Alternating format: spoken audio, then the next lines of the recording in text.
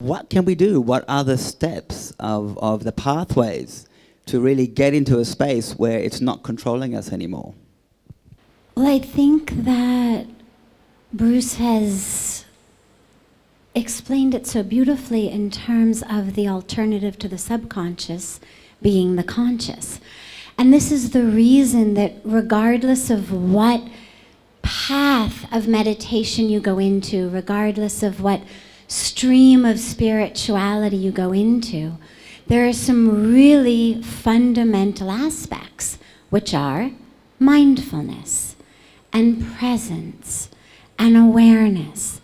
And so, for example, if I said, okay, on the count of 3, we're all gonna get really angry. You've got, I'm gonna count to 3, and in 30 seconds, not acting it out, but inside, not the acting of anger, but you've got 30 seconds to actually feel full of rage.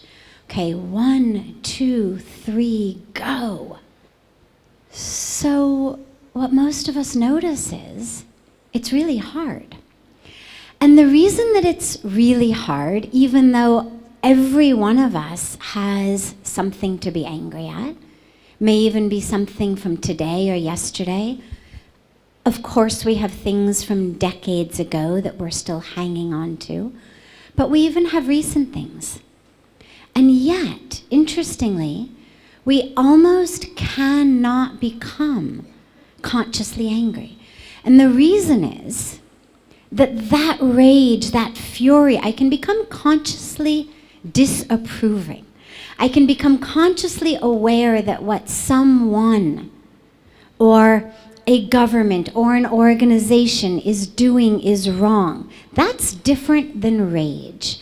That's different than the stuff that leads us to say things or do things that later on we go, oh my God, what did I do?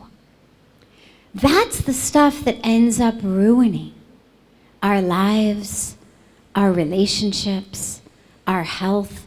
It's the stuff that leads so many of us into alcohol, drugs, chocolate cake after chocolate cake, whatever our drug of choice may be, because there's this experience inside and we don't know what to do with it. But that experience comes only when we are not conscious.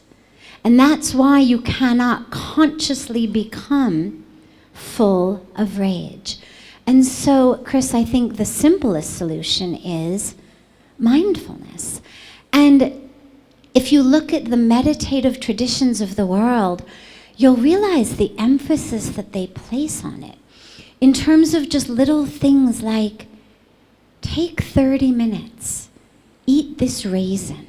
I mean, anybody who's been to a meditation retreat or workshop, one of the things they do is they'll give you a grape, a raisin, a tiny little thing that most of us swallow without even thinking about it.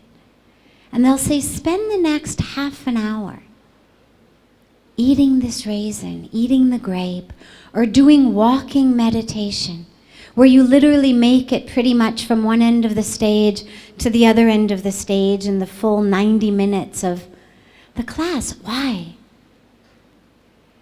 Because by bringing our mindfulness to the present moment,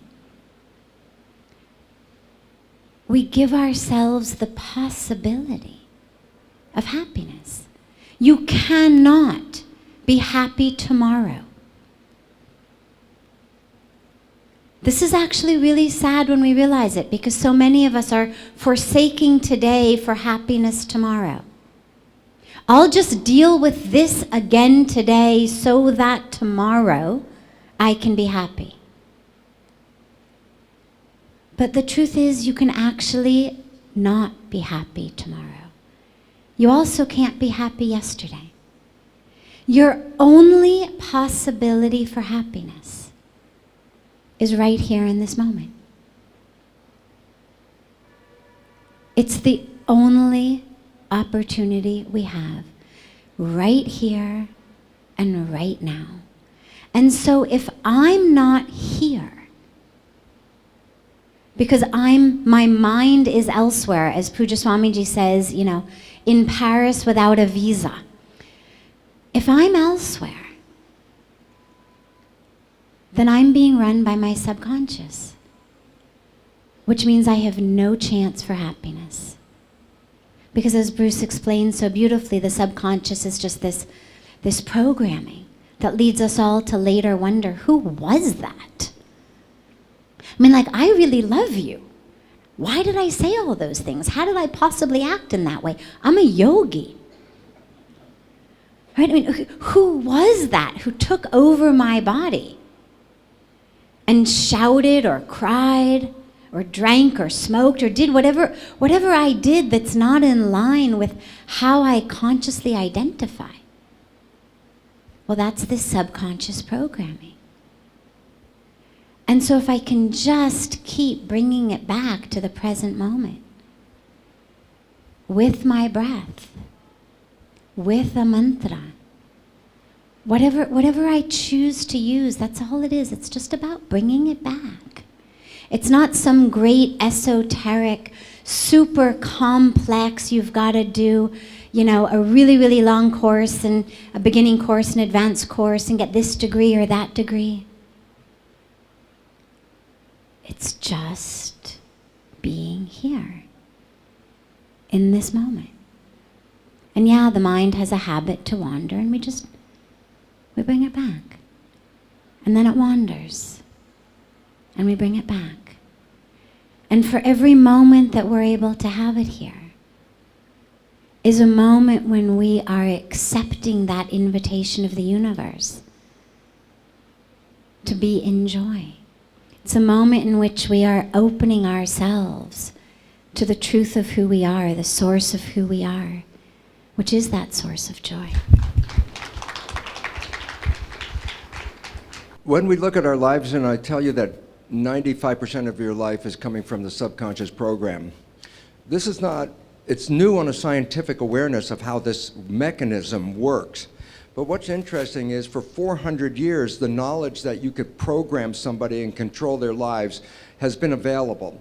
It was the Jesuits who 400 years ago said, give me a child until it's 7 and I will show you the man. Most people didn't understand what they were saying, and what it is the first 7 years, which we now know biologically and scientifically is the program period. They knew that 400 years ago, and they said, if I can get that program in the first 7 years, that program will determine the life of that individual. I'll show you the man because they will represent the program. Now, the really important part is, since every one of us has been programmed, the big issue is, so what were those programs? Because if I ask you, so what program did you get when you were 1 year old? I have no idea. I wasn't really there. In fact, you were actually being programmed even before you were born, the last trimester of pregnancy. You were being programmed. And I go, well, this is really a critical issue, because the first thing I'm telling you is your life is 95% programmed, and most of that is really disempowering. And of course, the first thing I would think is, then what are those programs so I could deal with them? So I want to make something very easy for you so you don't have to go and review your whole life and try to figure out what the programs are. Save you a lot of time. The fact is this: you are playing the program 95% of the day, meaning your life is a printout of your program.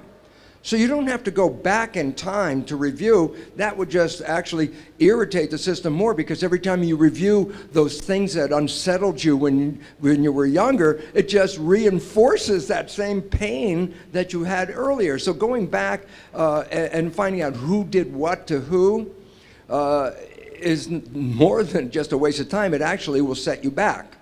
As a matter of fact, there's an old phrase that people have heard, and it says, don't kill the messenger over the message. What that means is this: don't go back and blame all the people that did this and that and that and that. That's irrelevant. Who they are is irrelevant. What's relevant is, what program did you walk away with? Not who did the event, but what you learned. So now I said, okay, I've been programmed and I have no idea what the program is. I said, then look at your life and here's the simple resolution. Everything in your life that you like and it comes to you is because you have a program to support that.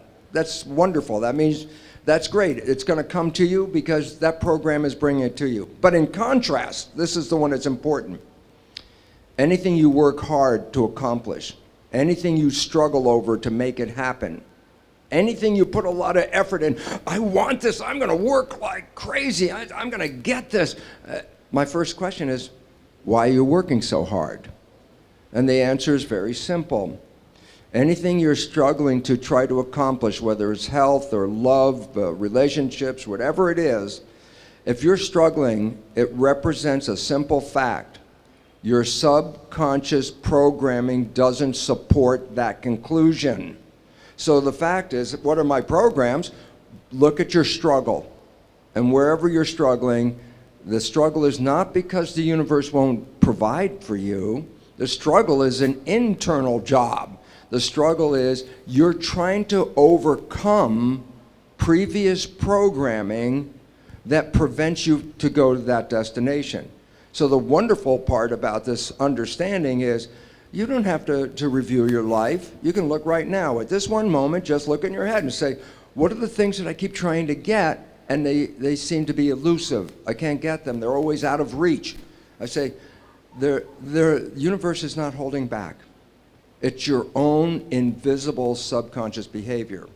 And once you understand where the issues are and you start to really focus on the point that it's not the universe that's providing the trouble, it's myself, you have the first inclination, the first idea, the first understanding of how to change your life, because now you know exactly what issue is confronting you. And again, if you understand it's an internal issue, then you, and this is the most important part, otherwise this would be the worst seminar you ever heard. The most important part is this: you can change the programming. You can rewrite your subconscious programs. And why is that relevant? If you took the wishes and desires of the conscious mind and used that as a program to put the beliefs into the subconscious mind, it's the most exciting and liberating thing you can ever do in your life. You know why? Because once it's in the subconscious program, 95% of the day, without you even thinking about it, your mind will take you to that direction. And that is your freedom. Thank you.